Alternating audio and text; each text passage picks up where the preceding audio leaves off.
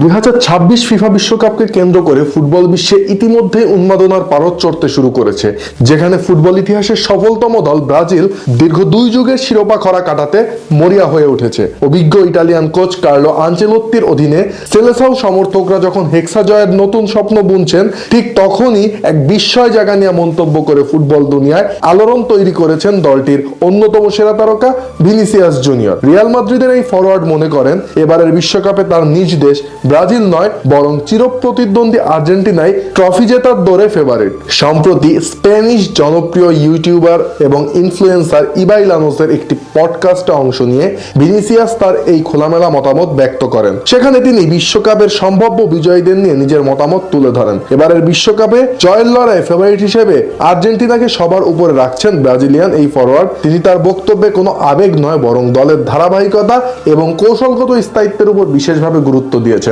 তিনি মনে করেন আর্জেন্টিনা গত কয়েক বছর ধরে প্রায় একই ধরনের স্কোয়াড এবং পরিকল্পনা নিয়ে খেলছে, যা তাদের মাঠের বোঝাপড়াকে এক অনন্য উচ্চতায় নিয়ে গেছে। 2022 সালের কাতার বিশ্বকাপ জয়ের পর লিওনেল মেসির দলের আত্মবিশ্বাস এখন তুঙ্গে। ভিনির ভাষায়, আর্জেন্টিনা গত বিশ্বকাপ থেকে খুব কম খেলোয়াড় পরিবর্তন করেছে, তারা দীর্ঘ সময় ধরে একসাথে খেলছে। আন্তর্জাতিক ফুটবলে যখন একটি দল বছরের পর বছর একইভাবে খেলে, তখন তাদের মধ্যে যে রসায়ন তৈরি হয় তার টুর্নামেন্টে অনেক বড় পার্থক্য করে দেয়। এই স্থিতিশীলতাই তাদের ফেভারিট করে তুলেছে। বিশ্বকাপ জয়ের ব্যাপারে পর্তুগাল, ফ্রান্স এবং স্পেন এই তিনটি দলকে নিয়েও আশাবাদী ভিনিসিয়াস জুনিয়র। বিশেষত ক্রিস্টিয়ানো রোনালদোর পর্তুগাল সম্পর্কে ভিনির ভাষ্য, আমি পর্তুগালের বর্তমান খেলার ধরন খুব পছন্দ করি, তাদের স্কোয়াডে প্রতিভার অভাব নেই এবং তারা খুব সুসংগঠিত।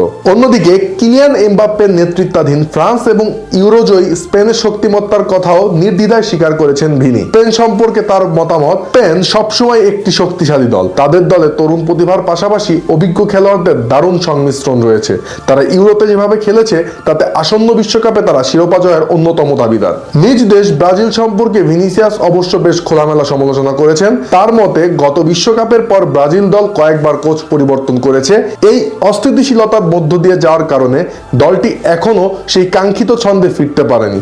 তবে কার্লো আনচেলোত্তির নিয়োগে ভিনি অনেক বেশি আশাবাদী, কেননা দীর্ঘদিন রিয়াল মাদ্রিদে ভিনির গুরু ছিলেন কার্লো, তাই তাদের মধ্যে বোঝাপড়াটাও এখন বেশ চমৎকার। একজন ব্রাজিলিয়ান তারকা হয়ে আর্জেন্টিনাকে ফেভারিট বলাটা অনেক সমর্থকের কাছে বিস্ময়কর মনে হতে পারে, তবে ফুটবল বিশ্লেষকরা মনে করছেন ভিনিসিয়াস আসলে দলের ওপর থেকে অতিরিক্ত চাপের বোঝা কমাতে চাইছেন। এমনিতেও ব্রাজিল দলে বর্তমানে নেইমারের ইনজুরি এবং তরুণ প্রজন্মের খেলোয়াড়দের মানিয়ে নেওয়ার যে চ্যালেঞ্জ রয়েছে তা কাটিয়ে উঠতে অনেকটাই সময় লাগবে। অন্যদিকে আর্জেন্টিনা বর্তমান কোপা আমেরিকা এবং বিশ্বকাপ জয়ী হিসেবে এক অপরাজয় শক্তিতে পরিণত হয়েছে, তাই ভিনির এমন মন্তব্যে দোষের কিছু দেখছেন না ফুটবল বিশ্লেষকরা।